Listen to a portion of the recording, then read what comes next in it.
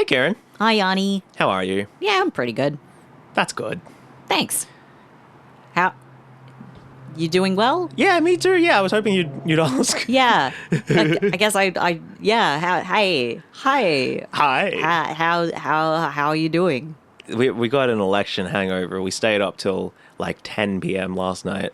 Absolutely insane watching hours. the election. Can't be done. Can't be doing that again. I'm 31. I can't keep doing it. Well, don't worry. We're not going to talk about anything controversial today. Okay, great.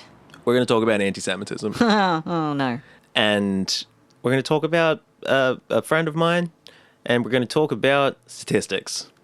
Okay. I'm excited for one of those things. Oh, you shouldn't be. I mean, people are entitled to their sexual proclivities.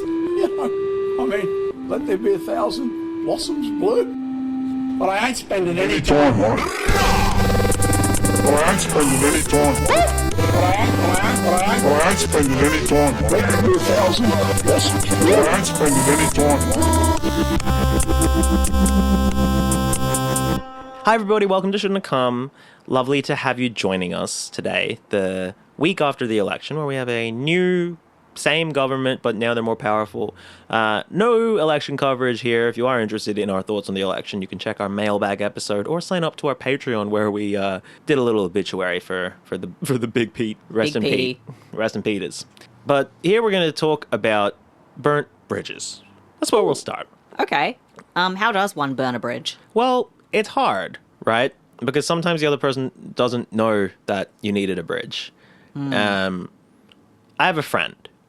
And I mean, it's not fair for me to really call her like a friend at this point. I don't know how I feel about her, but there's someone I have a mutually friendly relationship with. And she's always asking me when we see each other, like, why don't you stop in and visit anymore? And it's hard for me to answer that. So for a while, we spoke about things that happened in the world, and we were on this same page. A lot of the time, we were in the same place. At first, there were a lot of things that we found common ground on, like landlords in general, certain rich people, like we both worked with, like wealthy customers and such, and the demolishing of the Gabba, how silly that was. And it was really easy to find warmth for her, because she radiates that warmth like Ein, the summer sun that stands to shine forever. But then we'd speak about kids committing crime, and that is a topic that comes up a lot in Queensland. There have been so many elections since we moved up here to Brisbane, and there's been plenty of opportunities for her to talk about these feral kids running around, breaking into homes and trying to steal cash and food and Lamborghinis, and they're thirsty for blood. She wasn't quite this dramatic about that, and I think some kids broke into her house at one point or something, as well as the house of a mutual friend of ours. So, I dug a little deep, but I kept finding my warmth for her because she's scared. That's okay. And then October 7 happened. Out of Israel this morning, where Hamas has launched a surprise attack. A surprise attack. So, based on some things about my friend, I thought she would be someone who kind of just knew to support the Palestinian cause, just based on mutual suffering under a big, angry colonial power. But she wasn't really aware of any of that history. And she kept talking about her Jewish friend in Sydney, who kept telling her that she was scared to go outside in fear that she would be attacked. And that sounds scary, and so I dug a little deeper to keep finding that warmth for her, because, this is all new. Her friend is telling her that she's scared. We could speak about it as things happen and learn together, and I really thought, it was worth it to bridge people who mostly understand into people who completely understand. But then she went back to her friends, and she went to her social media, and the news sources that she did like to use, which weren't many. She once told me, like, another one of Baba Yaga's predictions had come true. Blind mystic Baba Vanga says the end of the world will begin in 2025. Fuck. And she stopped being willing to talk about it because, she got these thought-terminating bad guy cliches. She'd say things like Hamas raped women systematically and tortured babies and beheaded them and paraded the dead bodies in the streets after stripping them, and I'll never support any cause that supports that. And, she went on a rant around the same time about a violent Algerian guy that was in her European country, and then she was like, wait, sorry, he was Albanian, which, different. And it turned out he was actually Armenian, I think. But, it doesn't matter. It's not a real story, it doesn't know. By this point, I realized that we live in completely different worlds, and my warmth for her went out. The path between our standpoints is immense, and in her world, I don't think it means anything. Like, I don't think she'd consider for a second that I'd even remember something she said about Israel or Palestine or sending kids to prison or Arabs or Jewish people, because that doesn't matter in Australia. That's the land of sovereign wealth and endless beaches. Friends, we love this country. We love this country. But they matter where I live under the winter sun of Ground, where every moment of warmth is to be treasured and is to be memorized and is to be held onto as a reminder of why we wait for the good days. So it's hard to answer, why don't you visit anymore, without sounding like a crazy person? Because that was a whole essay, and it doesn't really get to it. So I figured we'd do a statistical analysis, and that's what I've got to present to you today. Are you excited? I am excited. I have so many, I have 3 or 4 spreadsheets. Amazing. So we're going to learn about statistics, lies, the IDF, lies, youth crime, lies, and propaganda. Have you heard about the rise in anti-Semitism? So we have seen a rise in anti-Semitism. A 700% increase in anti-Semitic incidents. There is not a day that goes by that we don't receive at least one. So we are in the throes of a terrible movement in this country of anti-Semitism. And it's time to call this out for what it is. Anti-Semitism has consequences. Many people in the Jewish community have just been bewildered at the lack of leadership. This is how it starts. We've had a lot of anti-Semitism across the board. I have heard about it, yes. It is reported on. Yeah, it's pretty, relatively mainstream idea that there's always a problem with too much anti-Semitism, but at the moment there's more than there usually is. On the 25th of November 2024, The Conversation, so the analytical, kind of academically inclined public news source or whatever, published the following headline and call to action. Rising anti-Semitism looms large over the lives of Jewish Australians. Here's what can be done. The article quotes an alarming projected increase from 2023 to 2024, with the amount of incidents spiking from 495 to 1,800. Jeez. Yeah, Jewish Australians' perception of how big a problem anti-Semitism was has also increased. They quote a study that found that in 2017, only 6% of Australian Jews considered anti-Semitism a very big problem, and 38% saw it as a fairly big problem. These are the words they're using. This is the study. Okay. It's a very big problem. But in 2024, 64% of Australian Jews saw it as a very big problem, and a further 28% considered it fairly big. Okay, so this is a majority being like, hey, this is a problem. This is a problem. So the solution that The Conversation suggests to deal with anti-Semitism, a problem we're told is increasing rapidly, is... Police can play a significant role. They can reassure communities that hate crimes and related incidents are taken seriously. They can also make people feel more secure by providing a visual presence which can deter similarly minded offenders. If the police believe that covert means are the best way of locking up people who are responsible for these actions, that's what needs to happen. We will have every detective that we need, every resource we need to get to the bottom of these crimes. Near the end of the article, they reference a synagogue shooting in the US, which they note we so far have avoided in Australia, like we're ramping up to it or something. The incident they're referring to in Australia was the spray painting of a car with the phrase "fuck Israel" before it was burned. They spend a while explaining that this incident, even though it seems like it's anti-Israel, is anti-Semitic because it occurred in a disproportionately Jewish area. Right. The Guardian, at the start of 2025, published an article saying, Jewish parents in Sydney are anxious and uncertain at the new school year due to the rising anti-Semitism. Thankfully, amid anxiety and uncertainty in the Jewish community, security and police presence has increased across Jewish sites in New South Wales, including schools. Right. So, there's genuinely, police kind of protection and stuff going on? Yeah. Schools, synagogues, and such. Has that happened with other groups that we're aware of? It occasionally happens during, big incidents, but... That makes sense. The sustained, protection campaign is a bit new. So they extensively quote The Guardian, Simone Abel, who they describe as a Jewish mother focused on protecting her children from the rising threat of violent anti-Semitic attacks. This article referenced the caravan in Jewry, which at this stage, it had been revealed... Peter Dutton leaked it to Shari Markson or whatever and revealed that there was an anti-Semitic caravan, but the fact that it was not a real anti-Semitic caravan. Like, it was anti-Semitic. It wasn't actually an explosive caravan, but it also wasn't really anti-Semitic in the way that they mean. No, they're like, hey, this is, anti-Jewish terrorism, but it wasn't. The van was real. The explosives were fake. No, they were real, but there was no detonator. Oh, there was no detonator. And it was a, organized crime, mostly white people doing it for what it's worth. Yeah. Weird situation. Not, a really fucking weird situation. I'm going to be real. The caravan's fucking crazy. Now that I think about it, that if you weren't really paying attention to all of this, that would be fucking crazy. But what actually happened was no explosions. Yeah. And there wasn't going to be an explosion. And no one was actually planning an explosion.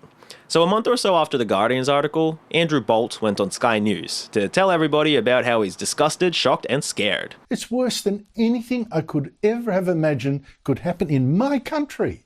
It's shameful. What has become of my country, he bemoans, whiningly.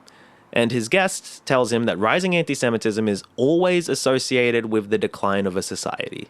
That seems like... Sorry? Rising anti-Semitism is always associated with the decline of a society. He said this very authoritatively, like that's a real statistic. What? He said, I don't know. Source, bro. Like, I need some statistics. This guy's arse. Bolt says Australia's Muslim community have a significant anti-Semitism problem. That's right. He's not even really talking about the Nazis that, the Andrew Bolt's friends. the biggest anti-Semitic group known to mankind. To do anti-Semitism.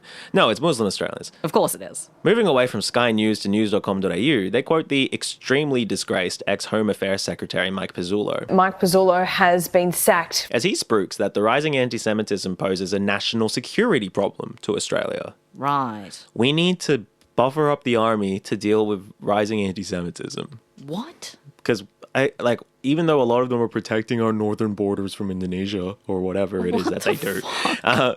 So on Q&A, a community member says the broken Jewish community is suffering because nothing was done about the rising anti-Semitism.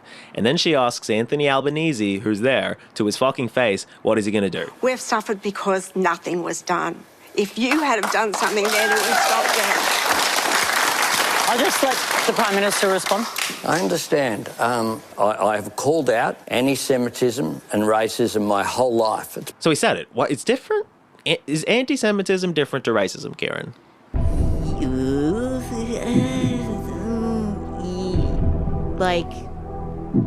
Yes. Why? Because it's combined with religion. Sure. So when Andrew Bolt said that Muslim Australians are XYZ, is that not racist or different from racism? It is different because it's also, yes, I guess, it is racist, but it's also religious. And I mean, that's the thing about... I mean, that is the problem, right? You're right, They're treated as different things. They're treated as different things, and I suppose that's a very Western ideal where you can kind of, religion... But even, the ingrained religions are so different, and... Even, Judaism being, a religion or an ethnic group is a very, blurry kind of thing. Yeah. And it's... I think, Anthony Albanese saying it that way kind of says it. It's somehow considered different to every other minority group. It's a different problem. It's somehow unrelated to just the background racism and nationalism that Australia has. It's a strange, I don't see them as different things necessarily, so much as they're words with different specificity. Yeah. But they feel like different beasts the way people talk about them. Yes. So it's strange, though, because Australians have never really been this concerned about rising racism. No. So I guess that's the thing that makes them different, that it's the racism that white people give a shit about. Yeah. It's not really something Australians do, be we are racist. It's no, we are not racist. Australians are always saying, we're better than this. And it's they're not.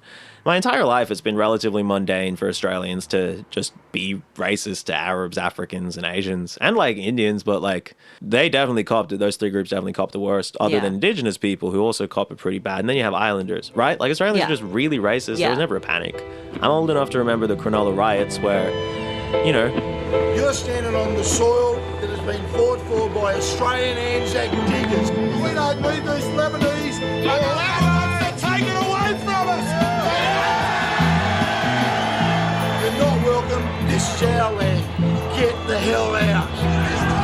time where the political position of the right since 9/11 was all Muslims are violent, the position of the left was not all Muslims are violent. Like, that was the progressive stance. You know? Not all of them are violent. Like, it was a debased time. It was insane. There was no general condemnation of the abhorrence of the position. It wasn't something along the lines of, we need to call out rising Islamophobia and address it with police and political acts. Yeah, That no. never happened. Of course not. That never happened. It was, yeah, these brown people are scary. I have an idea. Let's get gangs of hundreds of white men to beat the shit out of them. That's how they do it. That's how they do it. They're never like, okay, so this... Like, functionally, they were, like, performing, like, you know, similar to a lynching. Like, just, like... They wanted to do a lynching, finding people. Finding, like, a handful of brown people and being, like, perfect. Here I they can kill you if I want to. Yeah, yeah. Me and my 600 mates. It's fucking like that. And the, like, response to the anti-Semitism, like police being posted at schools, more police patrols at synagogues and stuff, that does exist to some level to Islamophobia. It didn't. No, and in it's like because 2003, it had 2005, governmental 2007. support. Yeah. The government was like, yeah, we don't give a fuck about Muslims. Why would we? We don't. Do we want to let them in? Yeah. So I remember that period. So things are different now, I guess, but not different enough, especially in public parlance. And everybody knows about Hanukkah, but I'm still explaining to people what Ramadan is. Yes. You know, like just to random white people, they just don't know about it. And like another thing I'm sure you'll talk about, but you know, just in terms of the amount of Muslim Australians versus Jewish Australians. Like, it's a pretty sizable difference. Yeah, it's kind of farcical. But my friend from earlier is really open about not trusting people in burqas. But she's worried about rising anti-Semitism. Like, how can you have both of those positions? Ignorantly, I would say. Yeah, there's a couple of ways. One of them is the percentage of people who were ready to hate Arabs, Africans, and Asians anyway, right? So this represents a laundered excuse for them to be racist, and there's no reasoning based on morality or history or empathy that will reach these people while their blood is hot. That's who, like, Andrew Bolt's talking to. That's the, like, 35 people who voted for the Liberal Party or whatever. A landslide for the Labor Party and for Prime Minister Anthony Albanese. It's a chunk of the voting populace. But there's also the, like, public service, high-end retail, medical class of people.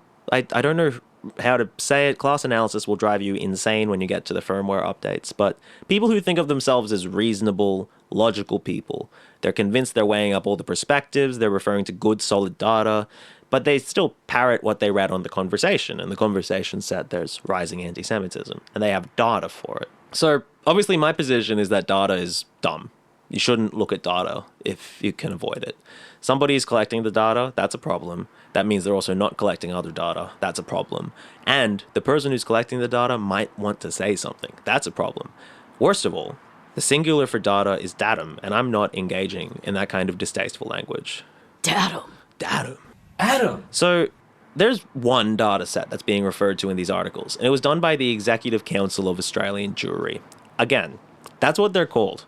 Jewry feels like an anti-Semitic way to refer to Jewish people. Yeah. But that's what they're called. So the mother of the children quoted in The Guardian, she's a lawyer for the Executive Council of Australian Jewry. The mother who asked Anthony Albanese a question on Q&A is a Liberal Party volunteer, so her kids are probably ashamed of her.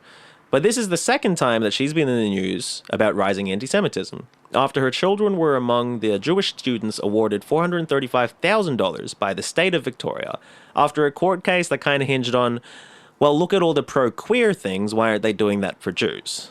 What? The incidents of anti-Semitism that these boys, I read into this relatively brief, that these boys are referring to are relatively mundane. There's a couple of like comments. One that gets brought up a lot is a teacher being like shalom to like some of the Jewish kids. Fuck. Okay. But the example they gave is, so this school, like the way they framed the legal case was, well, this school does all these things for queer students. And so they are able to recognize minorities and support minorities. And thus they're not doing it for Jewish students. And that's part of why they're anti-Semitic. Right. So, there's not a formal link between ECAJ and the Liberal Party. The ECAJ will call Executive Council of Australian Jewry, ECAJ, ECAJ. And the ECAJ didn't tell people who to vote for. They will ban the Greens from forums, and then they'll accuse them of being fundamentally anti-Semitic. Right. Which also the Liberal Party person did. Yeah. But they're not a political body. ECAJ did host Liberal Party Senator James Patterson at their annual conference in 2024, and he's got a standing ovation for his support of deporting visa holders and enforcing new laws to combat anti-Semitism through the AFP Anti-Semitism Task Force. Yay. But they have no link to Australian federal politics. Of course not. Their federal election survey asked both major parties the big questions, and the Liberal Party made clear that they'd rescind recognition of the Palestinian state, they won't do any deals with the Greens, and will crack down on universities. And they'll stop delivering aid to UNRWA or UNRWA, the United Nations Reliefs and Works Agency for Palestine. Right. Just a couple of days ago on the 30th of April, I woke up to UNRWA alleging that Israel had abused their staff and used some of them as human shields right after Israel opened fire on one of their ambulances. Jesus Christ. So, ECAJ is all about that thing that is legally a genocide, but they're not going to tell you who to vote for. Yeah. Yeah. I mentioned Andrew Bolt earlier, and I took for granted that people know who he is. Especially for some of our younger listeners who might not be familiar with the long-time political commentator. Kieran, you have any memories of Andrew Bolt?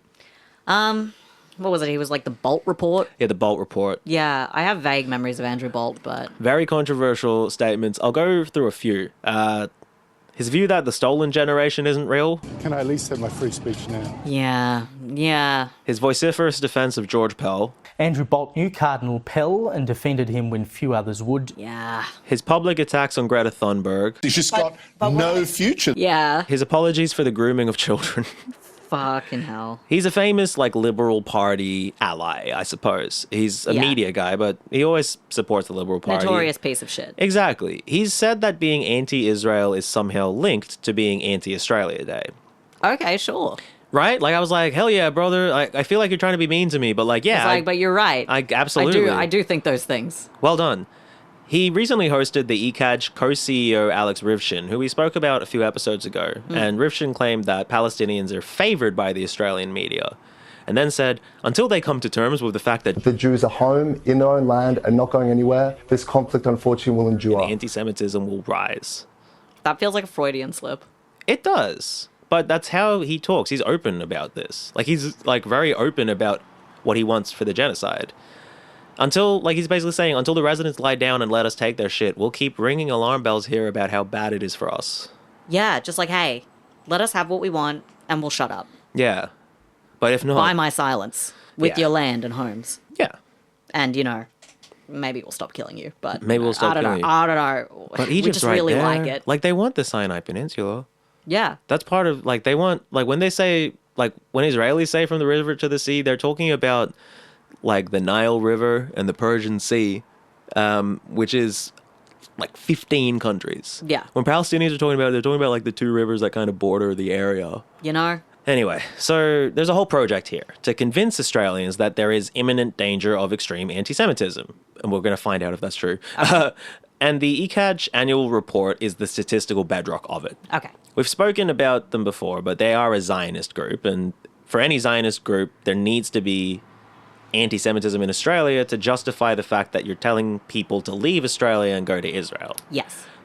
You wouldn't do that if you're just a person who lives here normal. Yeah. Because you need to move to an illegal war zone in the desert is a crazy suggestion. It is kind of intense. Yeah.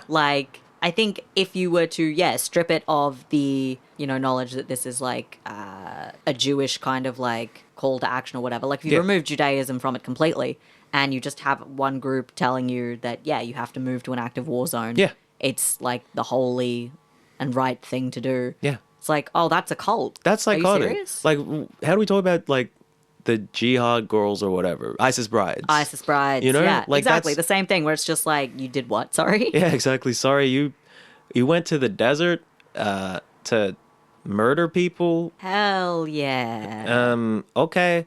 So... yeah, these stats are really helpful for them. And given that these stats have been extensively quoted, completely uncritically, by many new media sources across the spectrum, and that's due to a real fear of litigation, I figure we would take a look at exactly what the report says and who writes it. Yeah. All right, hell yeah. Yeah. The author is Julie Nathan. You're not meant to have heard of her. Okay, go Julie. Yeah, this is what she does. She's been writing the anti-Semitism report for more than 10 years. Damn. So she's pretty consistently held to a focus on anti-Jewish vibes in pro-Palestinian discourse. She's been at that specific idea for a while. In 2018, she wrote a blog condemning Nakba Day. You know Nakba Day? Yes. Yeah. For the listeners, you'll probably already know, but Nakba is the term for the original ethnic cleansing of Palestine, I suppose. And the day where it's commemorated is an important day for Palestinian solidarity. She condemns it, because it's anti-Semitic. And that's kind of her argument in general. Just this morning, as I wrote this, so again, a few days ago now, Haaretz reported that the Israeli Nakba Day march had been cancelled because Palestinian flags have been banned in Israel. So they were like, well, we won't do it then. If we can't have our flags, they've basically banned the event. Yeah. Jewry takes umbrage with people who want to remember the Nakba, saying that Jews also remember over 3,500 years of Jewish life in the land of Israel, including 1,500 years of unbroken Jewish, it's Bible stuff. Yeah. It recounts the Old Testament, her statement. She kind of compares it to an event that happened in literal living memory. She's saying the Old Testament, verse 1948. Yeah, and I think this is always a very interesting historical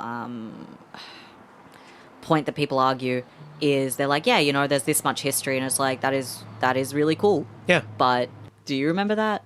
Do your grandparents remember that? Yeah. Do your great-grandparents remember that? How far back do you have to go to have that connection? Have that actual memory in a way that you can understand. You could talk about other things that have happened. There have certainly been more recent, atrocities committed against the Jewish population, of the world, Yeah, but if you're talking about ones from so long ago that they're not very well attested, archaeologically not really attested, many... Yeah, what are you talking about? We're talking about folk tales. I could say the same and be like, yeah, I'm a Celtic warrior. Yeah. And I have to return to my homeland and get, blue tattoos and shit. I don't know. You could say that, and that does not come up later. No. In another episode. But it also is, we're just talking about who wrote it down. Yeah. There's plenty of people have lived there. Yeah. There's been this, one unbroken stream of narrative. That's cool. Yeah. As one of the many that exist in that place. Yeah. And... Interesting that we would want to pay special attention to that unbroken narrative when, the 60,000 plus years of the oldest living continuing culture on Earth is so frequently disrespected in this country, but, fuck me, I guess. I'm not interested in telling the truth, I suppose. It's funny you say that, actually, because it's not just Palestinians who aren't appreciating 3,500 years of Jewish life properly, is what she says, by lying down and having their spine split. Because her article about the Nakba commemoration in Australia says, as is increasingly usual at anti-Israel events, an Aboriginal speaker was featured. Doesn't that just feels like she's trying to be racist, but we'll keep going. Obviously, that speaker didn't know or realize, as she says, that Jews are indigenous to the land of Israel, not the Palestinian Arabs, most of whose families arrived only in the last 800 years. That's nothing. I was in high school 800 years ago. That's only 800 Only 800 years. That can't have been that long ago, can it? While we're going through this whole welcome to country culture war, Peter, you should hire Julie. Yeah, Maybe she'll get you over the line on that.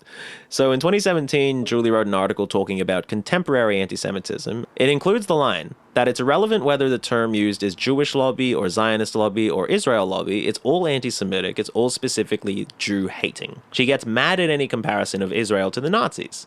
She says the Nazi comparison places Jews as a group in the insidious role of being racist, evil, and powerful. But yeah, racist Zionist, that doesn't sound right. She obviously makes me really angry to read. She's all dismissive of the liberation movement. She's like, as is usual, the crowd protesting Netanyahu consisted of bearded, angry-visaged men and women in hijabs. Just say they're brown, Julie. Okay, you know what you mean. come on. But the main takeaway of the article is that any discussion of the right-wing cabal of the State of Israel is inherently anti-Semitic, which sucks because their government is a right-wing cabal. Yeah. Julie hasn't been so anti-Indigenous and mean and scared her whole life. She's always been on this tip, kind of, but, in 2004, she was living in Byron Bay. And she co-chaired Rainbow Kalila, which was a progressive, inclusive Jewish group, seems like not particularly official. At one point, a Shabbat is opening there, and it's that's a different thing. That's a much more official organization. Yeah. At the time, she was a member of the Greens, and she had worked with the ALP. And she was involved in Aboriginal reconciliation, is how she describes it. Okay. During a controversy about whether a local paper had printed anti-Zionist content that was also anti-Semitic, she complained about how the word Zionist had been, and this is what she says, taken by the left and perverted to use against us to specifically mean the section of Jews who wish to control the world. Right. You can see her trying to come to her position here. Yeah. But her focus at this time and for a long time is certainly like neo-Nazi white resistance types. Okay. You know, like Australian nationalist supremacists. Yep. She sounds kind of like doddering, but I couldn't get access to the paper that they're accusing of anti-Semitism 20 years ago. But, you know, it shows there's a switch that might not have been flipped. Jewry could have gone in a different direction. Yeah, this is a turning point. Well, maybe.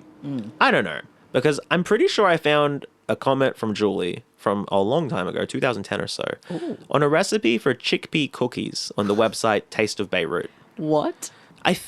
So I think it's her for two reasons. One, because the commenter's name is Julie Nathan. Yeah. And two, because of what the comment says. So obviously the Taste of Beirut website is like a Lebanese cooking website. Yeah. And there's a comment by, I'm pretty sure, Julie Nathan.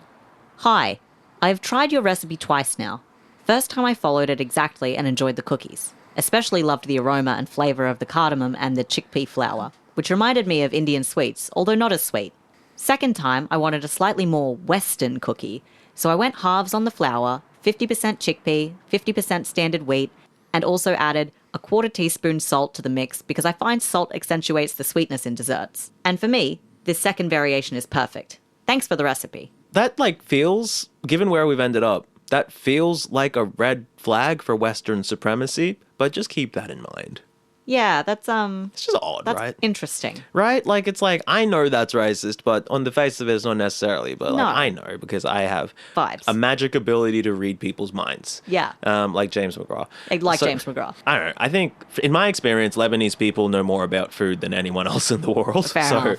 I don't know what you're talking about. But there was a moment in 2020 where things might have been back on the rails for Jewry. She was working with the Australian Hate Crime Network, and the big threat of that year and then the years coming up were the white nationalist, neo-Nazi types. And we had a group, or have a group, I don't know if they're still around, but called Antipodean Resistance. And, when Trump was in power, that's probably when they hit their peak.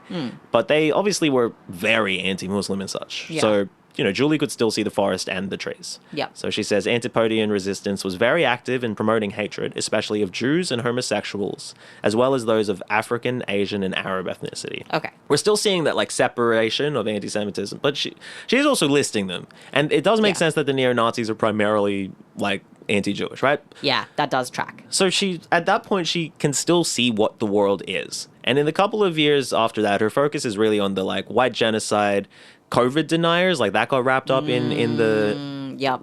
the cookers that got wrapped up in this neo-Nazi stuff. Classic. So those were her main bugbear.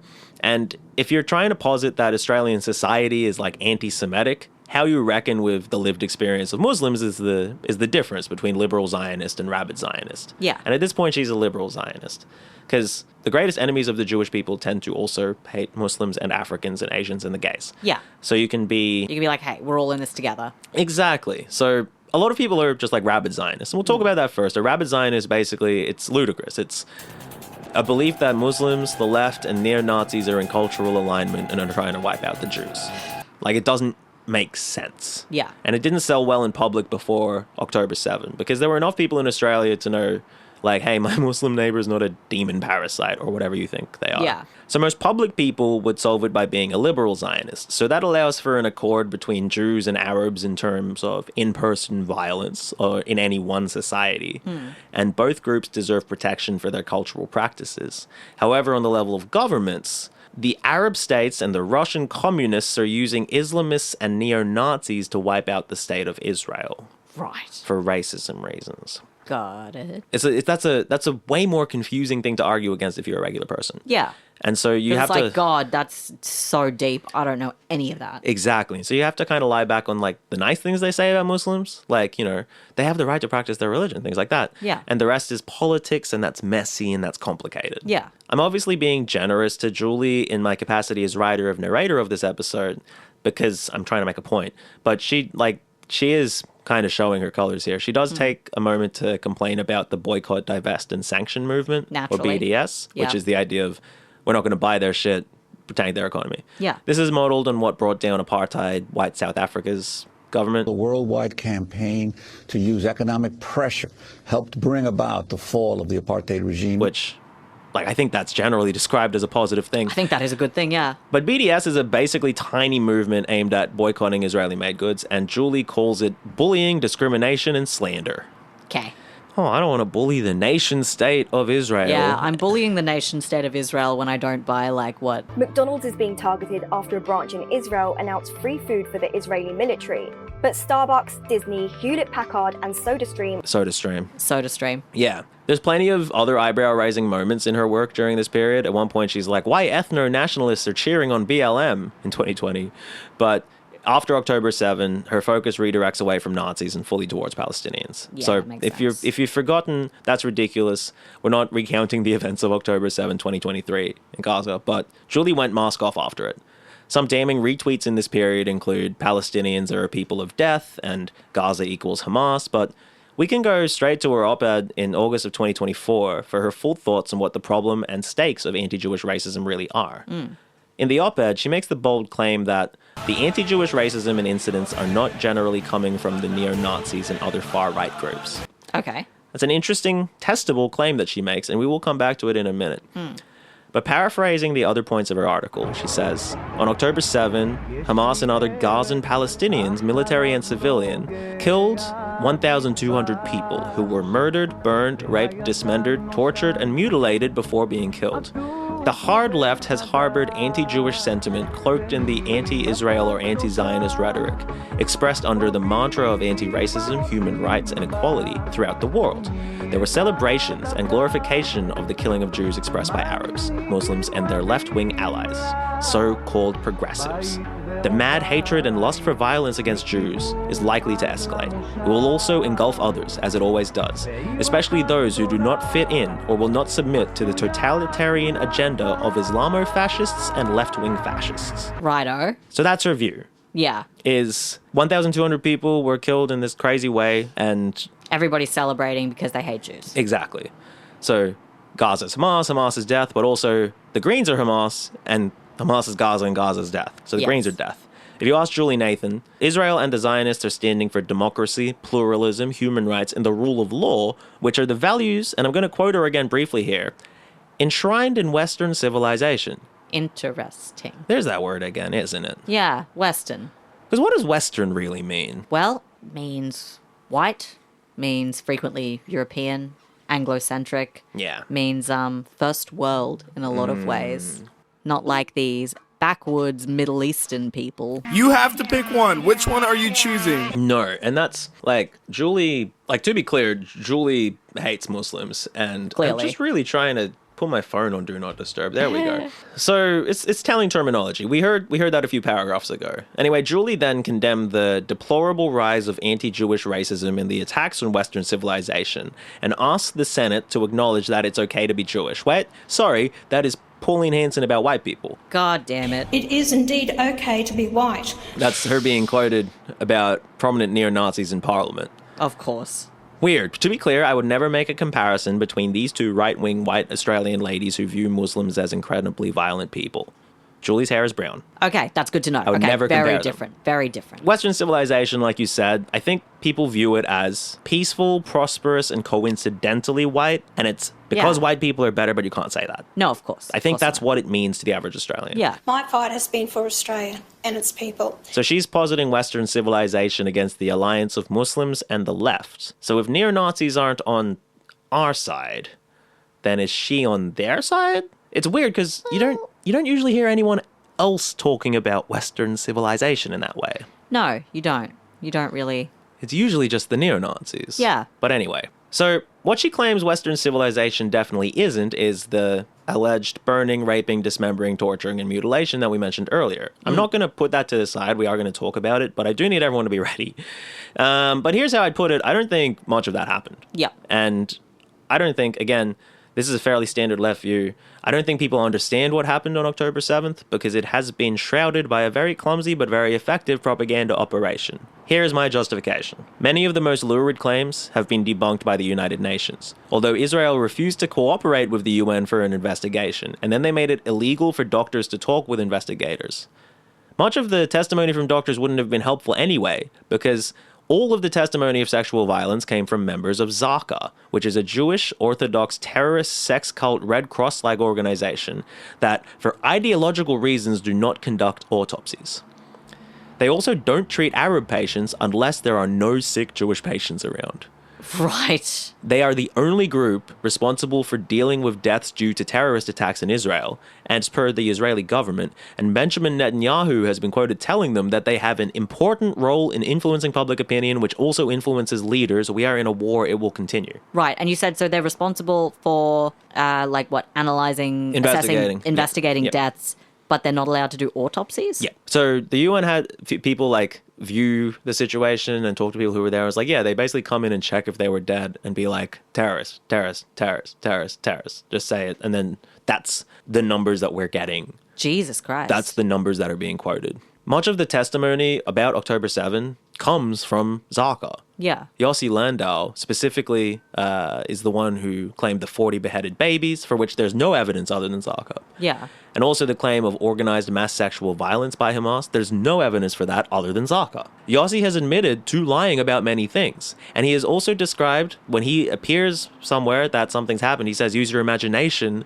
when you come across a dead body and try to understand what happened. But I don't want to speak too much about Yossi because he does want anybody questioning him to be killed. Okay. Whoops. But he's been fired anyway. Okay. Fucking idiot.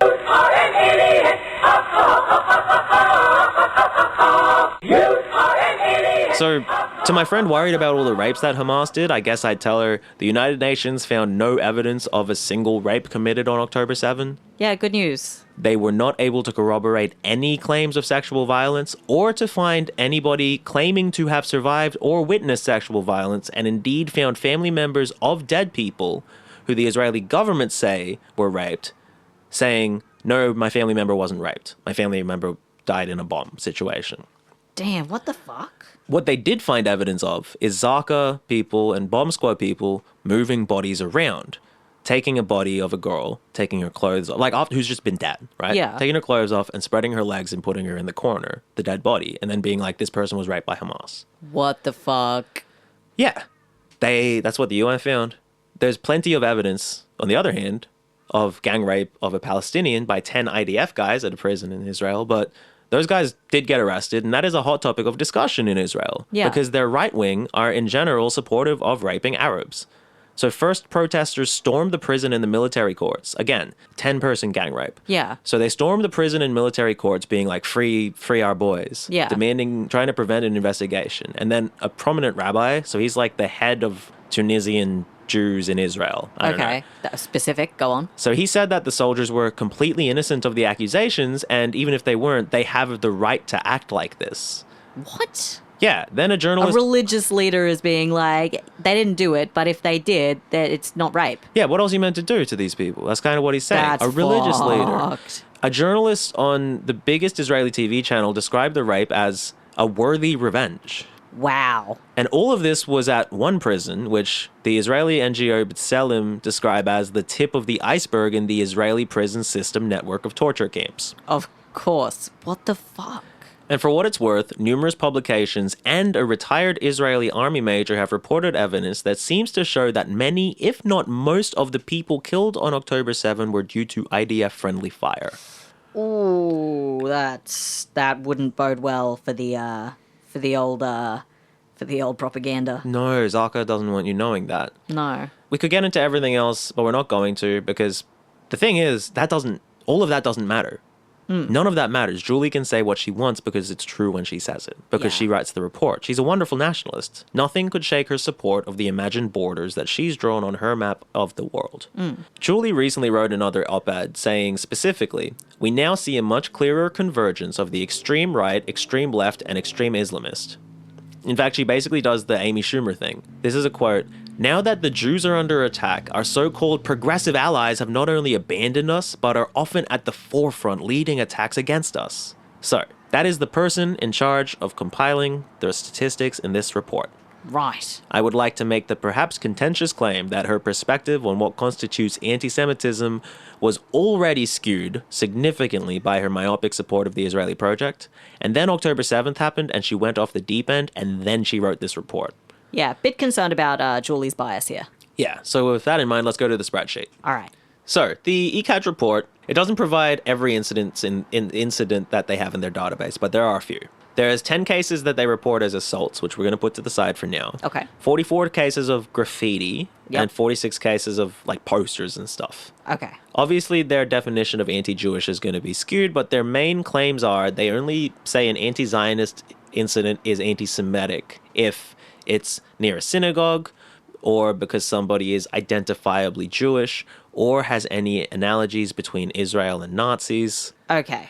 Or Israel and South Africa. You know, there's... Okay. So we only get a little bit of the context, you know? Yeah. And they only want to look at only half the context because their incidents are essentially all volunteer reports made to a surprisingly robust system of well-funded organizations. Right. Okay. There's no need for like a police investigation, right? No, it's just like, hey, I told the council and now everybody knows. Exactly. And so if you write fuck Israel on a synagogue, that's automatically considered racist, and it doesn't matter if the synagogue is a Zionist racist synagogue. Right. If an identifiably Jewish person is like waving an Israeli flag and screaming death to Arabs, it doesn't matter if someone goes fuck Israel and punches them in the face. That's anti-Semitic. Okay. Yep. As per the report. It doesn't matter as well if analogies between Israel and the Nazi party are fairly defensible given well-known and attested history. That doesn't matter. Also, they have like these hidden cases that they kind of imply are worse, but they can't report them. Okay. So I've taken... Yeah. My girlfriend in Canada or whatever? Yeah, my girlfriend in Canada is Jewish, and she walked outside and somebody was like, "You're a Jew," and she said, "How could you tell?"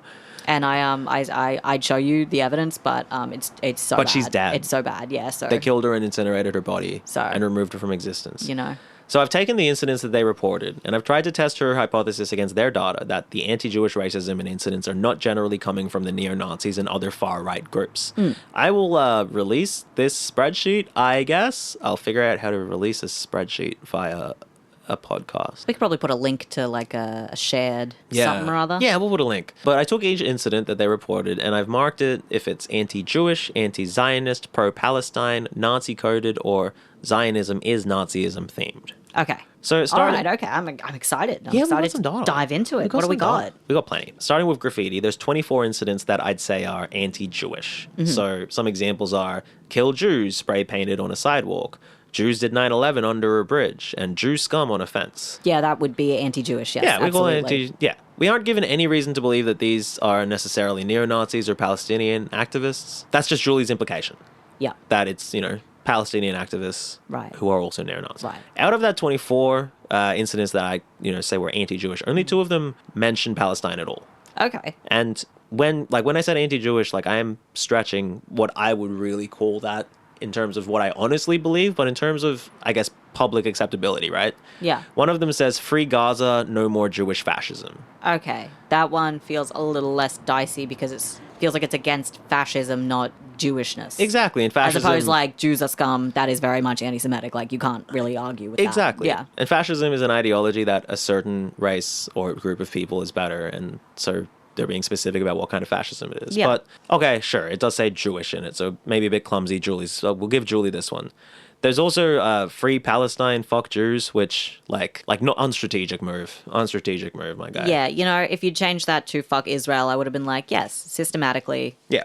Yes. Yeah. Because again, not every Jewish person, in the same way, not every Muslim person, is doing heinous shit. You know? Or it's from usually, Iraq. It's such a broader thing when we specifically are like, hey, Iran's doing bad things and is bad to women. I'm not being like, yeah, so is my Iranian friend. He's a piece of shit. Yeah, fuck Persians. That is not the case. Exactly. It's not how it works. And there's, to be fair, Israel regards itself as the, exclusive Jewish state. Yeah. So if you're especially 16 or 18, the age to be doing graffiti, it's hard to understand what's going on because a lot of this is shrouded in all these layers of you had to be there. Complexities. So there's 10 incidents in their report that I'd say are pro-Palestine. Okay. Aside from the 2 we talked about earlier, the other 8 aren't anti-Jewish. They range from Free Palestine or Free Gaza tags labeled as anti-Semitic because they're on synagogues and Jewish-owned businesses and whatnot. Okay. We don't get to know if the synagogue said, continue the genocide of Palestine. We don't get to know No if context on the that. business leader was in the IDF. We don't get any of that. So I'm going to say that's not racist. I don't think that's fair to say. Yeah. Especially because, like, who else is going to support Israel? This is a synagogue where earlier tonight Benjamin Netanyahu addressed 2,000 members of the Sydney Jewish community. Israel is a beacon of freedom, of tolerance, of progress in a very dark expanse. You know? So there's also, like, graffiti of Hamas in dozens of locations, including bus stops, phone booths, council rubbish bins, and outside a public school. Oh my gosh, I wonder who would be doing that on those very publicly accessible things for people who probably don't have cars and have a lot of free time, maybe after 3 p.m. At their public school. At their public school. It's fucking teenagers, like, spray painting, like, KKK on a wall. You know? Like, before we look at the posters, I want to take a moment to note how many of the increasing anti-Semitism cases are isolated bits of edgy graffiti. Of course. So, like, the same as writing, you know, Hamas may as well be trannies or pedos or fuck Asians, which you see everywhere. Yeah. That's normal things for Australian boys to say. Yeah. But you see that kind of shit around because that's, like, teenage boys are kind of like that sometimes, and they've also been raised by random racist miscreants. Like, you know, it's hard to justify how there needs to be an increased police response specifically for anti-Semitism, especially if we talk about the ineffectiveness of police at curbing graffiti. No, absolutely. Like, it's bad enough that young, you know, teenagers and stuff like that, like, aren't mentally, like, fully, like, developed yet in their frontal lobe yet. But also, like, just, like, culturally, we have a shit way of bringing up children. Yeah, really bad. Sometimes, and it just, like, We'll talk about results, that. you know, it results in a lot of silly stuff. It results in a lot of silly stuff, and and to be fair, we don't know the better way to raise children. We have. Oh, I mean, I do, but it's a secret. Oh, that's true. It's a secret. In theory, there are only 4 styles of parenting. We'll go back to something in the open, the 52 posters / rants / chants that they've got here. Okay, yeah. There's a lot of room between them. It's intellectually dishonest to lump them all together. So we're going to do the same exercise we did before. Okay. So we're going to start with the 11 that are specifically anti-Jewish. Out of those, 3 of them specifically are, you know, pro-Palestine or pro-Muslim. One of them is a guy saying, and all we get is this part of his rant with lots of like ... between. But he's just apparently ranting at a rally, and he goes, Allahu Akbar, get the fucking Jews wiped out. I'm a Muslim, liberate all of Palestine. Okay. And, like, it just sounds like a random unhinged guy yelling in a charged environment. It doesn't sound... I don't think it's good that he did that, I guess, but we don't get to know, like, hey, is he, like, mentally ill? Yeah, like, what's going on? What is going on there? And was he able to act on his violence or whatever? But yeah, like, I mean, you know, I think it's fair to call that anti-Jewish. Yeah. You've also got 2 people chanting this, like, thing that references the Quran about an incident in the Quran where a city called Khaybar was taken by Muhammad's army. So, like, it's tough for me to call that anti-Semitic myself, given the context of, like, Israel being a Jewish state, self-described, self-identified, specifically identified. But, you know, we'll call it anti-Jewish, I think, because the chance, you know, it's referencing, I guess, the other time that this happened, and it's quoting the Quran, and it's a chant quoting the Quran about, an incident in, you know, 700 or 500 or whatever, where a city that was like one of many cities in the region that fell to Muhammad, but like a Jewish city or whatever. Anyway, so fair enough. Like, it's not a nice thing to say. No. So then there's also some, like, Jews did COVID, Holocaust was a lie, exposed Jewish power. It's all neo-Nazi stuff. Yeah. Real conspiracy shit. Then you've got a couple of posters that use the Star of David to represent the state of Israel, because that's their flag. Yeah. But that's a loss with Jewry because it's a Jewish symbol. Yes. So because they're a Jewish state and they picked the... All right, yeah. So in Jewry's rules, you can't use the flag of a nation... Right. that you're criticizing. Right. If it's got a symbol on it that represents something else that you shouldn't be racist towards. Right. So there was like someone throwing, it was like a poster and had a Star of David being thrown into a bin. Yeah. But it was like the blue Star of David as depicted on the flag. Yeah. It's the flag of the country. But if you point at it, they tell you you're anti-Semitic. Because it is the flag of the country. It is the flag of the country, and it is also a religious symbol. But that's... But I think it's first and foremost the flag of the country. Yeah. I think Star of David is most commonly used as Israel's flag. Yeah. Compared to a representation of Judaism. Yeah. In terms of how people perceive the world. Yeah. But whatever. Jewry, we're going to be generous to Jewry to make the point. So there's finally a speech by Jenny Long, Greens MP. at the time. I guess she might have lost her seat.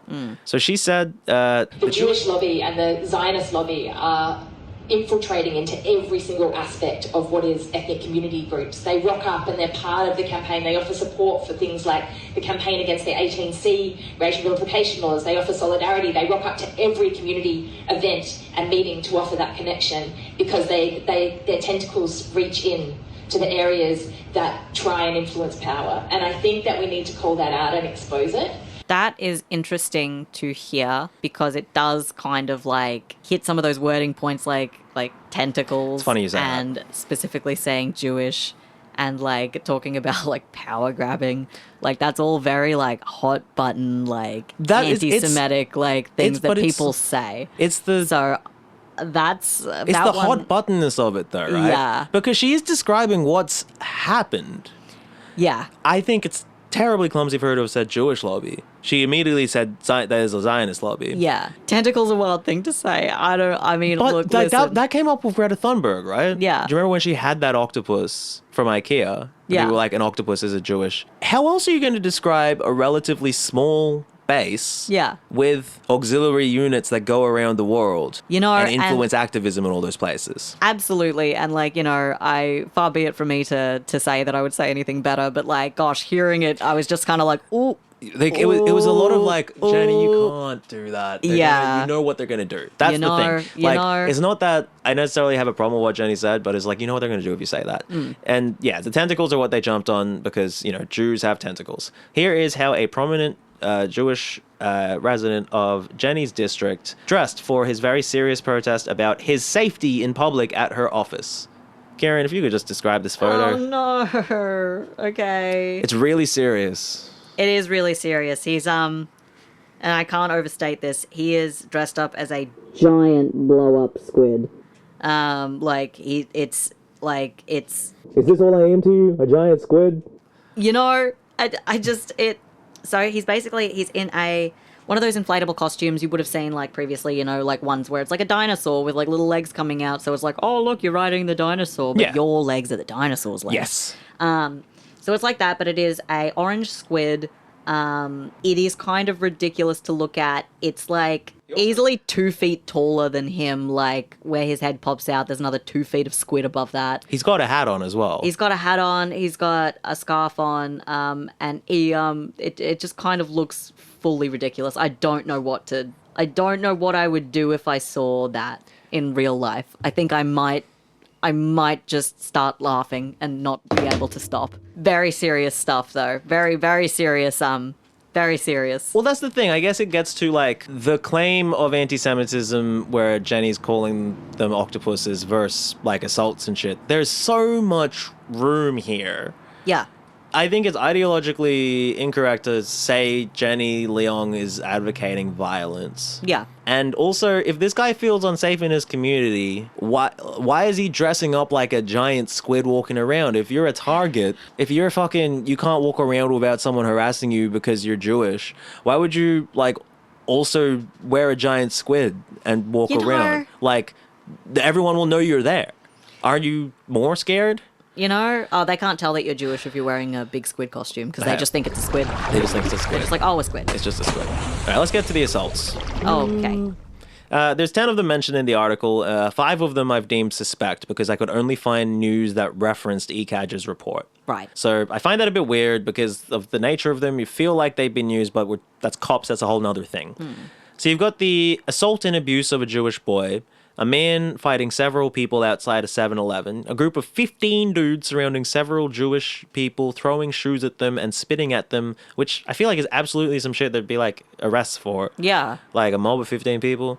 Then there's an egging. So the occupants of a vehicle threw eggs at a group of identifiable Jews walking home from Shabbat dinner. Okay. You want to know something that sounds anti-Semitic? Identifiable Jews. Yeah, what does that mean? Like, I feel like you're on a slippery slope. Well, it's like they got a yarmulke on. Yeah, or okay, something. so it's and like... that's why they were egged, is the assumption we have to make. Okay. It does bring up something that really bugs me, though.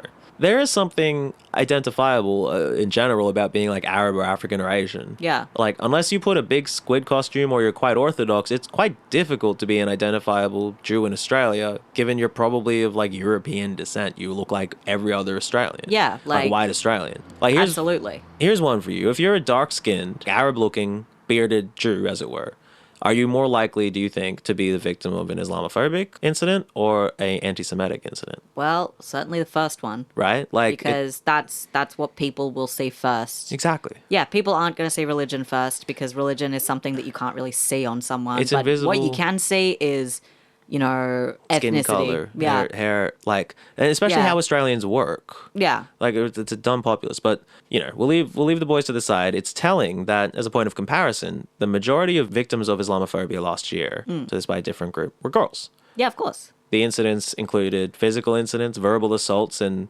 a lot of spitting incidents, all of which were committed by men. Yeah. There were multiple reports of Muslim women having their hijabs pulled off and spat on, and nearly 200 verbal insults, including threats of murder and rape. Yeah. Like that is an everyday kind of thing that a lot of Muslim women are kind of, you know, I'm not saying that Muslim women are walking around getting their hijabs ripped off every day.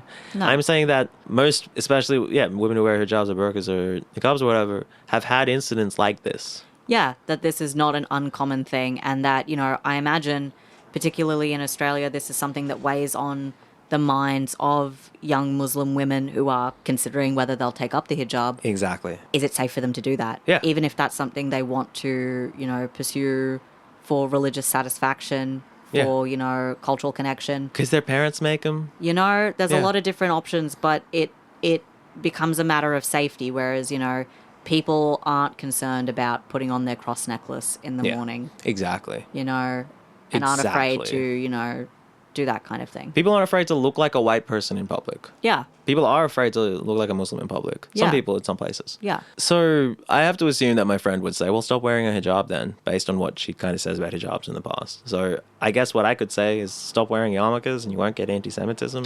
Yeah. I don't know. You know?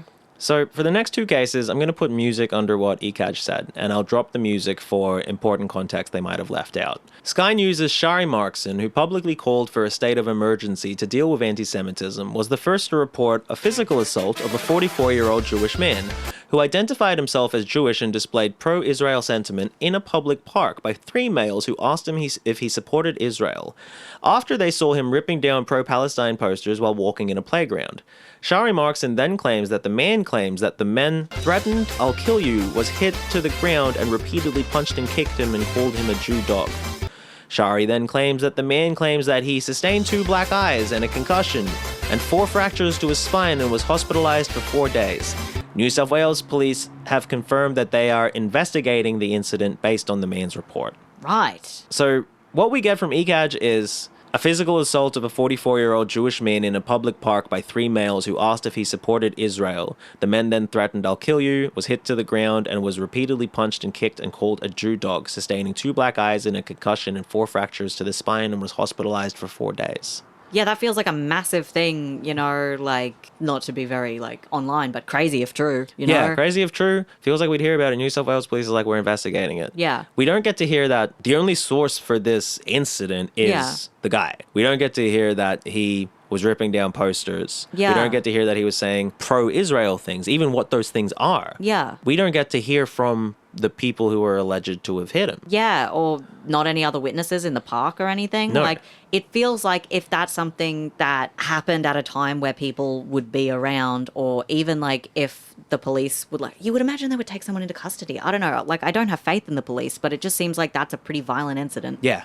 It would be crazy. And he describes something like 15, 20 people coming around and bashing him. Yeah, that's kind of nuts. We don't get to hear that he's walking around ripping down pro-Palestine posters, being like, "Viva la Israel" or whatever. Yeah. Shari Markson has the journalistic integrity of a minor bird. You know? Anyway, on to the next one. Is in the report. The rest of it is not in the report. Got it. A burger store associated with the Palestine movement was burned down in Caulfield, Melbourne. People draped in Israeli flags gathered near the boarded-up burger store throughout the day, but police very quickly ruled out the attack as a hate crime. Mm-hmm. A public prayer/protest was organized to protest the burning down of the burger store, and it was at the nearest public park, which is abutted by, among other things, an Orthodox Zionist South African Jewish synagogue set up in the 90s. a group of Zionists came out and faced off with the protesters/prayers and start hurling racial abuse. A Jewish man was hit by a large rock and injured by an anti-Israel protester requiring medical treatment across the road from a synagogue. Okay, that is an insane amount of context for what is functionally like one line where it's just like, oh no, this guy got attacked. And it's like, yeah, for what I imagine is inciting violence among a group of people who were trying to like come to terms with the destruction of a store that was then celebrated by Jewish people because it had been burned down. Like the context in that is insane. Yeah. Like, why are there people going in and gloating about, you know, like, yeah, fair enough. I'd probably throw some hands as well. Yeah, you're getting the trend. Yeah. There's a couple of incidents at a couple of high schools which seem to have like actually happened. Because there's pictures of 14-year-old boys doing little Hail Hitlers and such. Oh, yeah, and that's just, oh, God. You know what? I saw somebody I saw at work do like a, as if they were like going to do it, and I was like, fuck, man, come on. I mean, I can't be doing this. You've had Nazi colleagues. Yeah, I have had Nazi colleagues. I've had more like Afrikaner colleagues. Yeah, I haven't had as many. There's anyway, but Sky News has a report on this one, so there's a bit of like footage or whatever. It seems like what the first assault incident that the ECAJ report is talking about is the escalation of a Snapchat war between boys at a private Catholic school and boys at a private Jewish school. Oh, God, you know, just like, I imagine that was a font of like very respectful debate. It's funny you say that. It's noted that whatever happened began in a Snapchat group started by Moriah College, the Jewish school, students at Moriah College. And before I go on, I want to say this is not the fault of these kids. No. But Moriah College has Zionism representatives along with their school captains. And students at the school gave Benjamin Netanyahu a K-pop style reception in 2017. He told them that Jews were transformed as the Jewish state transformed Jewish history and Jews' destiny. You were part of the reborn Jewish people. Damn. It's pretty good, Ben Netanyahu. Pretty decent. Yeah. So, perhaps these kids are being primed to have certain views about things that might be racist. Yeah. Being like, hey, kids, you're really important and chosen. Yeah, and it's important specifically because we have Israel. Yeah. And, like, I saw a couple of videos. These kids are, like, shrieking and screaming. Like, some of their teachers are like, hey, you got to chill. They're really excited to see evil man. So, meanwhile, the Catholic college is under the Maris Brothers umbrella, and they have, like, a bunch of serial child sex abuse situations. So, the kids are being trained to hate themselves because they're Catholic and hate everyone else because they're being abused and to fight each other because they're at a private boys' school. Yeah, and worst of all, everybody in this story is 14. Exactly. The most disgusting part of all of it. The most disgusting part of all of this. It's actually 15. It's 15. That's for next episode. The other incident has one source. The source is the father of a Jewish boy who was allegedly attacked, I quote, by Middle Eastern-looking teenagers in a random, unprovoked incident in the street. Of course. The reporting is by Australian Jewish News, which is privately owned by property mogul Robert McGid. In 2012, when he brought the paper, he fired the editor because he deemed them too critical of Israel, and he wrote an editorial telling Jewish Australians to curb their compassion towards illegal immigrants because of the Muslim terrorists, as it were. Jesus. You ready for something you're not ready for? Yeah, all right. Robert's father, Isidore McGid, he was obviously wealthy. Like, Robert didn't make his wealth. He was also a property developer. But before that, he created Twisties. Introducing new Twisties Kaya Butter. What? Yeah. Oh, my eyes just bugged straight out of my head. What? Yeah. The child of the founder of Twisties? Yeah, owns Australian Jewish News. What are you talking about? What are you talking about? Like, he bought a machine for something and put something else in it and was like, oh, I think this is a new kind of chip. Anyway, that was weird. The educational director of the school that the article's writing about, Rabbi Yehoshua Shmukler, sure, said he was very upset about the incident when asked about it. He is also on record saying that, and you got to follow me here, not allowing new Jewish settlers to take land from the West Bank is ethnic cleansing. Not allowing Jewish settlers to take land from the West Bank is genocide. Not allowing us to genocide is genocide, says Rabbi Yehoshua Shmukler. What the fuck? That was a blog post he made while he was the principal of Moriah College, the other school. Jesus. The same guy. is at the top of 2 of these cases. That's fucked. The victim in the incident is described, in the second incident, is described as a 15-year-old boy, and the perpetrators are described as youths. Oh, of course. Can you see why I don't necessarily trust this dude or any of these people who have an app that they've made to make it easy as possible to report anti-Semitic incidents? Yeah, it's really weird and feels like, I don't know. I just wonder what...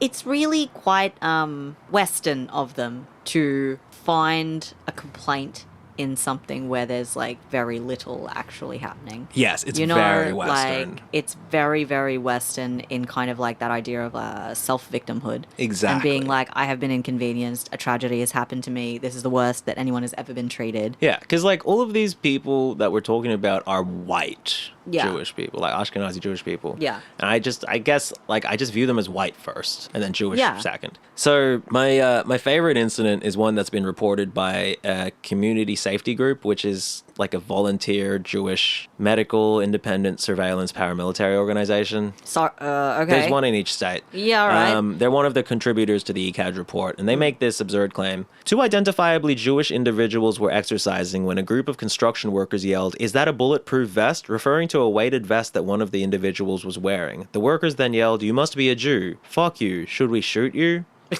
Like, what? What are you... You're identifiably Jewish and wearing a weighted vest and exercising? And also, tradies are like, what, gonna stop working to, like, yell at you? Like, look, I'm gonna be so real. I think they would rather just not be doing anything. I think they'd rather not be doing anything. I'm not going to say that couldn't happen. No, I'm sure people yell shit all the time, but, like, I just feel it's a little bit interesting to have an entire conversation with people who are, like, working on something, presumably. Yeah, and then that also raises the question, like, so what? You're exercising while wearing a weighted vest and a yarmulke next to a construction site. Yeah. What?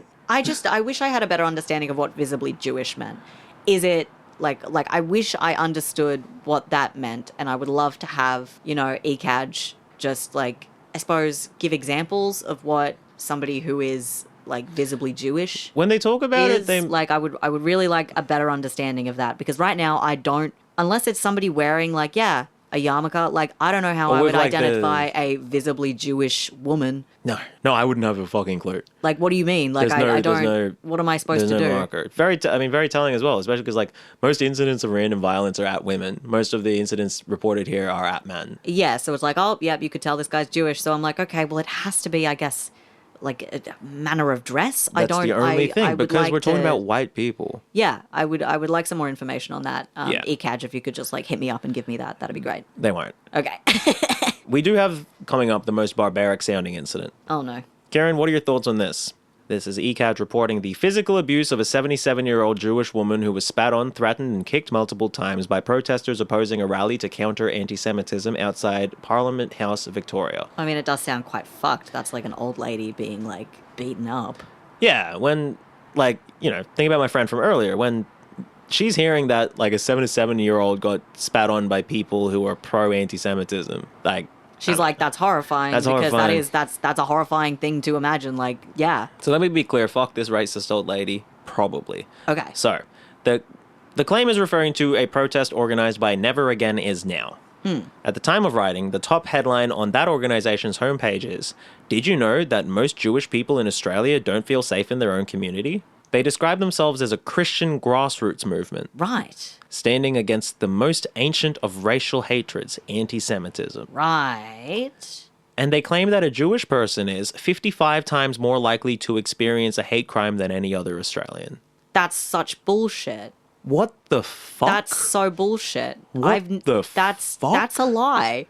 Like, that is a bold-faced lie. That doesn't make any sense. That is a bold-faced lie. That doesn't make What any... do you mean? What the fuck even is that? What do you mean? 55. That's insane. Daddy, chill. What the hell is even that? Like, we haven't even talked about, we're not even really going to talk about how a lot of, like, Muslims, brown people, Asian people are like, we don't bother reporting shit to police anymore because they don't give a shit about us. Why would you? Let alone Indigenous Australians, queer Australians, disabled Australians. Like, can you imagine? Like, just the entire breadth of people who are not, you know, what we think is a cookie-cutter white Australian who get shit thrown at them all the time. Like, what do you mean? All the time. So Never Again Is Now is like an apocalyptic Christian group. I'm guessing they're one of those ones that are like, yeah, perfect. Once every Jewish person returns to Israel, then the second coming of Christ will happen. They have to kill the baby cow first. Right. And then we'll all go to heaven if we're good, and everybody who stays on Earth is bad, and they'll all die forever. And they'll all die forever. Yeah. Yeah. They work with the noted anti-trans and anti-climate change and Zionist activist Avi Yemeni. Ding, ding, ding. Some of their hosted speakers include Scott Morrison, CEO of the Australian Christian lobby, Michelle Pearce, and our friend, Peter Dutton. Ah, Petey. One of their main guys, Mark Leach, is a white Zambian. Ooh. Oh. It's like another flavor. Oh, my goodness. One time he said, I wonder if in an Islamic sense there is no real future. It's always jihad. Wow, okay. That's the head of Never Again Is Now. Righto, man. Righto. That's described as a rally to combat anti-Semitism. Okay. Oh, what the fuck? So the ECAJ report makes it sound like the protest got really close to the rally itself, and that's why this occurred. Yeah, as if there was like, opposing groups who just kind of like clashed. Yeah, exactly, a confrontation.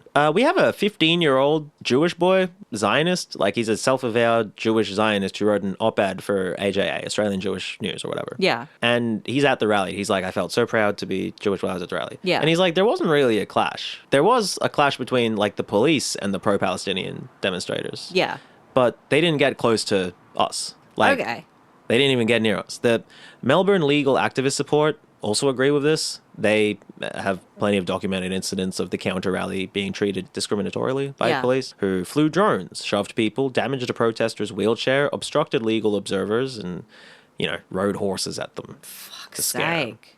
Cops fucking suck. But the ECAJ's claim that these, old people got randomly harassed by people is backed up by this article in The Australian I found, which quotes an 84-year-old saying, nobody had any flags, there was nothing to identify us as other than ordinary Australian people. And then a masked man starts yelling at her and pushing her and, quote again, calling her a Zionist pig, looking at her with pure hatred in his eyes. But if she just looks like an ordinary Australian, then right? How is she being targeted for being a Zionist pig? These like, stories... is she wearing a shirt that says Zionist pig? Right? I don't know what to tell you. I don't know what to tell you. Especially given, like, she can't be that near the Never Again Is Now rally at this point because the protesters were stopped from going anywhere near that by the police. Right, so... She's not even at the thing. At worst... So... That's really confusing. It doesn't make any sense. No. Like, how did this happen if you just looked like a regular... Like, did you see them and say something to them? And I'm not saying, like, if an old lady says some shit to you, you should like, her. beat her up or anything, but, I like... don't think this incident happened, but if it did, like, I don't think it's, like, classy behavior, but at the end of the day, look at what it is she's going to support. Like, I'm... Yeah, I'm really confused by that one. I don't get it. And it's not the one in the ECAJ report. They refer to a 77-year-old who was mentioned as, like, another reported incident. Yeah, that's... The Australian never speaks to her. They speak to this 84-year-old who's like, we just look like regular Australians, and someone called me a Zionist pig. It's like, well, for one thing, are you being a Zionist pig? But for another thing, like, why would that happen? That doesn't make any sense. Yeah. So I feel pretty confident in saying that, like, after all that, anti-Jewish sentiment is still mainly coming from neo-Nazi style right-wing organizations. But anti-Israeli and anti-Zionist sentiment seems to be more tied to the Palestine liberation movement. Yes. That means that Julie's hypothesis from earlier is perhaps not true, but I'm sure we need more studies to show this, but it doesn't matter, because it's impossible to be anti-Israeli or anti-Zionist without being anti-Semitic if you ask Julie and the ECAJ, and that is what the source of the news refers to.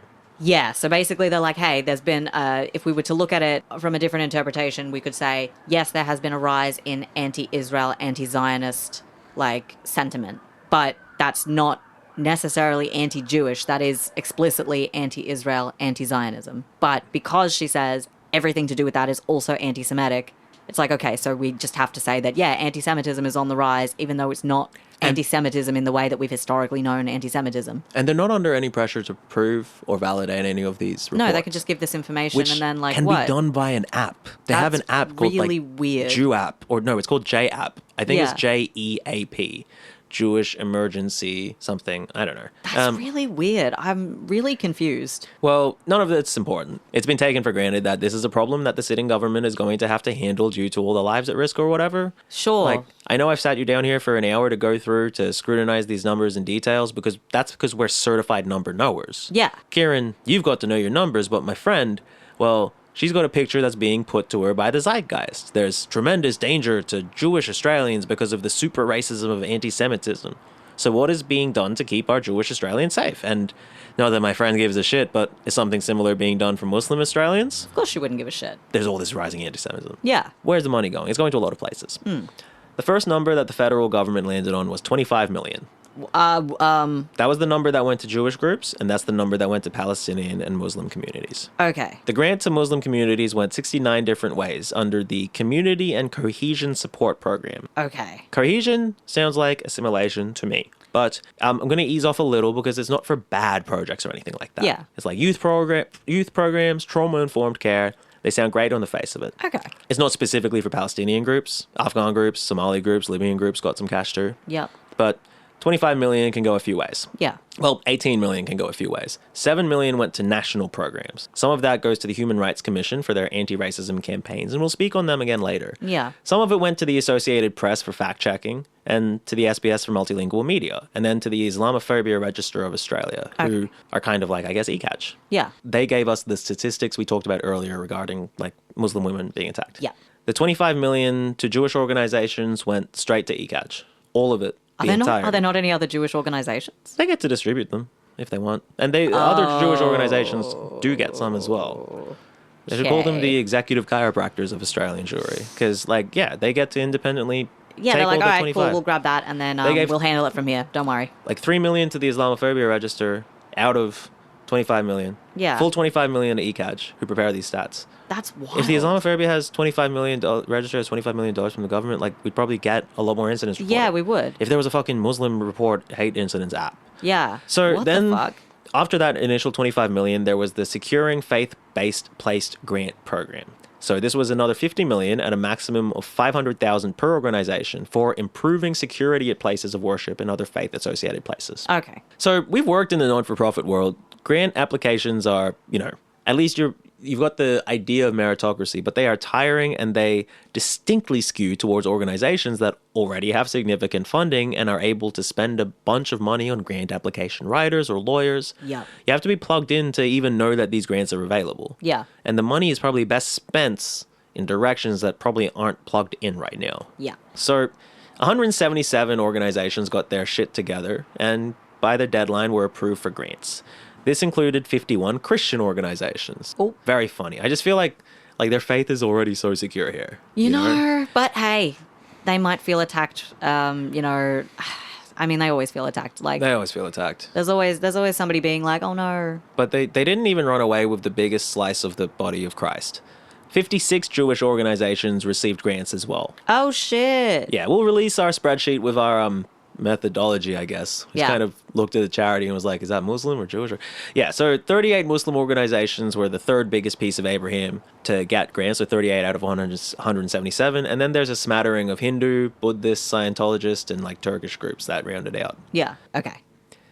Are you going to ask about the Scientologists? Nope, because that's an insane thing. And at this point, I just have to accept that they are here and they're here to stay. I went to a Scientologist like place in Canberra, the one that's above the pancake the famous parlor. one. Yeah, no, they clearly looked moneyed. I'm not surprised that moneyed this is just people. one of those things where it's like, okay, No, but like everybody gets a weird little slice of the pie. Why is the government giving Scientology money to increase security at their places? That's just, anyway. It averages out to 280,000 per group that gets it. That's very much an estimation, but yeah. So then there is the additional 32.5 million that the government gave directly to ECAJ after the Adas Israel synagogue fire. Okay. So there was a fire at the Adas Israel synagogue. It's anti-Semitic to point out that there's no evidence of the motivation of the attackers.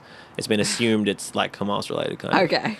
So when Albo went to visit, there were protesters like yelling at him like, go live in Gaza, you let this happen, and you're just here for a photo op. That's all you need to do to get $32.5 million. Damn. And the fire is being legally treated like a terrorist attack. Again, without any evidence. Yeah. Adas Israel Synagogue board member and commercial luxury real estate agent told ABC that they will rebuild. And there's ASIO, AFP, and local cops on the case. Right now, in terms of my organization and threats to way of and threats to life, anti-Semitism is my agency's #1 priority. Okay. So hopefully they'll find out who set fire to Adas Israel. Yeah. The story of Adas Israel isn't as simple as it would sound given their name, the home of Israel. They recently fell out with the Israeli government after, it was a bit confusing, but do you remember when Malka Leifer was this Israeli woman who like raped a bunch of kids here? And then she went back to Israel and they refused to extradite. Her lawyers claiming she is mentally unfit to travel from Israel. She's facing 74 charges of sexual abuse relating to her time as head teacher of the ultra-Orthodox Das Israel school in Melbourne. Over that, they really fell out with the Israeli government. And even though they're quite Orthodox Jews, they're often described as like anti-Zionist, including members of the group describe themselves as anti-Zionist. Really? Yeah, they're like religious Jews who don't believe in violence in the Middle East, as it were. Okay. Like they're like, no, we live here. This is where we live. I mean, that makes sense and is the reality. Exactly. They're still, I guess, racist, probably, in the way that they're an Orthodox religious group, but they don't really affiliate with Zionist things. So I don't think it's impossible that Israel did this as a trademark dispute or something. Like, fuck. Like, it's just... Like, oh, really? Well, there's just... Home of Israel? We'll see about that. That's a tip to ASIO. Israel did it. And anything I'm accused of, Israel did that. But yeah, so...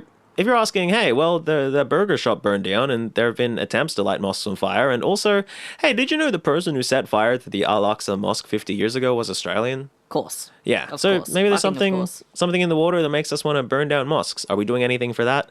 Yes. That $32.5 million is being matched by $5 million going to Palestinian-led community organizations. A bit over half is going towards building the leadership, capacity, and confidence of young Australian Muslims, which, again, sounds vaguely like assimilation, but whatever. Yeah, that's so esoteric. What the fuck? My bones tell me it's de-radicalizing people. Mm-hmm. The rest of it went to Lebanese Muslims Australia and the Islamic Museum of Australia. Right.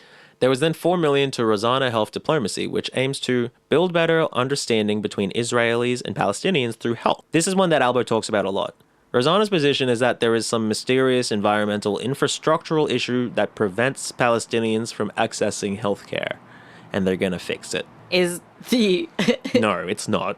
Okay, so the thing that's not stopping We don't know what it is. Palestinians from accessing healthcare isn't the blockades It's from not. Israel. No, it's... Nor the constant bombings. We don't know what it is. Nor the fucked conditions that they have to live in. Can't have It's anything to do none with of that. that. That No. has no health impact. Nor the prison rape. Yeah, nor the prison rape, Which nor the didn't rubble happen. that buries families beneath buildings. And also asbestos. Nor the asbestos, nor the lack of clean water, nor the lack of hygiene because they Listen. can't access water. Anthony Albanese said It's in just his a mystery announcement, health thing. healthcare transcends politics. Yeah, but I'll tell you something for free, Albo. It doesn't go past borders. It doesn't like that, not like that. It does not, especially My when the God. borders are shut. Like you What? can't. What the fuck? It's so dependent. Don't worry. The Australian Jewish Association criticized this as well, giving Good. money to this group. No, it's not. They said, do you want another $4 million of your money being given to Palestinian Arabs? Just fucked. Like they're like, yeah, why would you give any money to those people? We're trying to kill them all. And like You're the being money's anti-Semitic for stopping us from killing people. You fuck. the money's going to a group that won't even mention like Zionism or Israel, you know? No, like the most like just politically correct in a sense. But just like, okay, we're going to build Group. some hospitals. Just be like, hey, we think I'm hospitals not- would be good. And Israel's like, we just blew up the last few hospitals and now you want to build more? Fuck, we'll have to buy more from America with the tariffs. So we mentioned the Human Rights Commission before. I think it's nice that we try to have a Human Rights Commission, despite threats by Liberal members Michaela Cash and Julian Leeser to defund them. You know? So I happened to speak to somebody who is going to remain anonymous. So you can take this or leave it, but they had knowledge of some goings-on within the Human Rights Commission and told me some things about the anti-racism programs before October 7, since October 7 rather, before and since. So the Human Rights Department was shifting their slogan from racism it stops with me to focus on structural anti-racism, which I think is a pretty mature thing to do. Yeah. ECAJ jumped in to push back at structural anti-racism because it's an anti-Semitic trope that there is structural racism. Damn, what next? Right. Okay. Our anonymous source gave us their 2 cents about the Seen and Heard project itself, which is this project. It was originally looking at Islamophobia, but had to expand its scope to look at anti-Semitism as well. Of course. They had to hire a new team for the project because nobody at the commission wanted to be associated with it. And Right. it turns out they've hired a Zionist. Oh, fuck me. It's hearsay, but let me say what I heard. but let me say what I heard. Ugh. I did hear she ran everything by the National Council of Jewish Women, and she was known for making fun of Muslims in private. And her husband, and this is on the record, her husband is like a public Zionist Of as course. well. Like based on who, anyway, but I just heard that. So anyway, if you add the $6.4 million for Holocaust education and the $18 million for the Jewish Arts Quarter announced in the budget, that brings us to $97 million committed by the Albanese government to Jewish organizations, including $57.5 million directly to ECAJ and $44 million to Muslim organizations. What the fuck? And then there's whatever the strike forces cost. How much is that, Yanni? You're probably asking. Fucking millions, I imagine. I don't know. Like, the internal mechanisms of the police are a black box to me and to everyone. They seem to Fair win no enough. matter what. Even who gets to be a victim, who gets to be a criminal. That's ultimately something decided by the people who get more money if there's more victims and more criminals. Yeah. They're obviously at the heart of producing and legitimating many of these numbers. And despite efforts of independent bodies tracking these statistics, they kind of have a monopoly on numbers when it comes to crime rates. Of course they do. Hey, you know who got in a little stoush on crime rates recently? Go on. Queensland state premier and child hater David Crisafulli. Oh, Davey. On the 28th of April, I was driving an embarrassingly short distance and the radio was on, and I heard Crisafulli in a little fight with a journalist. It turns out, Crisafulli saying the adult crime, adult time laws are working, and the journalist's like, hey, David, before you were talking about victim numbers, and now it's all about crime rates. And David brings out some of those victim numbers and there's crime rates, and he does some conversions. In the first quarter, there was an 8.2% reduction in stolen cars, and that translates to 450 fewer Queenslanders having their car pinched, and the numbers are still too high. Stephen Miles, for the opposition leader, thinks he needs more numbers. For someone who speaks a lot about putting KPIs on, he seems pretty keen on not putting a KPI on this one. All these fucking numbers, Kieran. I'm sick of numbers. I fucking hate numbers. We're gonna Fuck 'em. tackle those numbers next episode because we have to finish up now. We've gone for a while. The culture of fear that is pushed onto Australia's Jewish community is also being pushed onto the average Brisbane homeowner, and it's a similar story that's led to the adult crime, adult time laws and changes. It's a similar emotional story. These kids are going to steal your fucking car and these Arabs will steal your daughter. Yeah. Either way, get a job with QPS or the AFB and secure income for your future. So consider that. Kieran, what's up for the near future of this podcast as we finish that episode? Oh my gosh. That was a lot, and I think I'm really interested in a lot of what we talked about today. There's the culture of fear and the culture of propaganda on all levels, be it racial, religious, youth crime, just the nature of the political football and in people in authority trying to tell you something that you know isn't true. Yeah. And yet they're backing it up with money and media and exposure to this thing and saying it's the biggest problem in the world. And you're like, but I don't know about it. I don't hear about it. I've never seen it. I feel like I see larger, more important problems, and I simply don't have the information, and nor do you, because you're not releasing information, data, stats, things Especially that would be verifiable and make sense. No independent anything. It's really I guess I'll be honest. It fucks me off a lot. I'm fucked off right now. I'm feeling pretty fucked off and just tired. I'm like, fuck, guys. Yeah, in high school, there was a kid who I learned later was Jewish. And one time I was like, oh, hey, you. And he, shoved me to the ground. I was like, how fucking dare you say that? And I'm like, hey, you. And he's like, oh, I thought you said, hey, Jew. And I'm like, oh. He's like, I'm Jewish. I'm like, oh. Oh, sorry, man. What the fuck are you talking about? Yeah. Yeah. That's kind of what this feels like.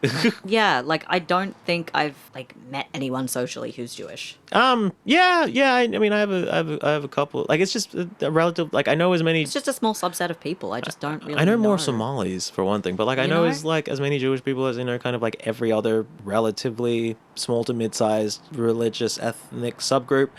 But that's I guess it for anti-Semitism. I guess what I want to say is that, as much as it feels like I am being, if you're listening to this and you think I'm being anti-Semitic, I understand. But I don't think that the problem of anti-Semitism is accurately presented by any angle of our media or that person who I spoke about at the beginning of the episode. Yeah. Or Zaka. Or Zaka. That's... Yeah. Oh my God. That's the thing. You can't trust any of those numbers. No. No, I'm sick of information. I'm sick of reports. Well, look, I just put you through a lot of reports, so I really enjoyed us going through it, but I'm just thinking as a concept, I'm sick of knowing. I actually kind of like, this is kind of why I'm like anti-literacy. Yeah, because I'm like, you might be right on that. There shouldn't be no more allowed numbers, to be no more words. anyone I'm who's so literate. done. You can't have anyone. Anyway, Kieran, do you want to see us off? My voice is a bit tired now. So. No, of course. Thank you all for joining us. Oh my God. All right, we've done it. We've only gone and done it again. Another perfect episode. That's Yanni. This is Kieran. You've been listening to Shouldn'ta Come. If you're interested in the work that we do and you would love to shoot us a little donation, we do have a Patreon.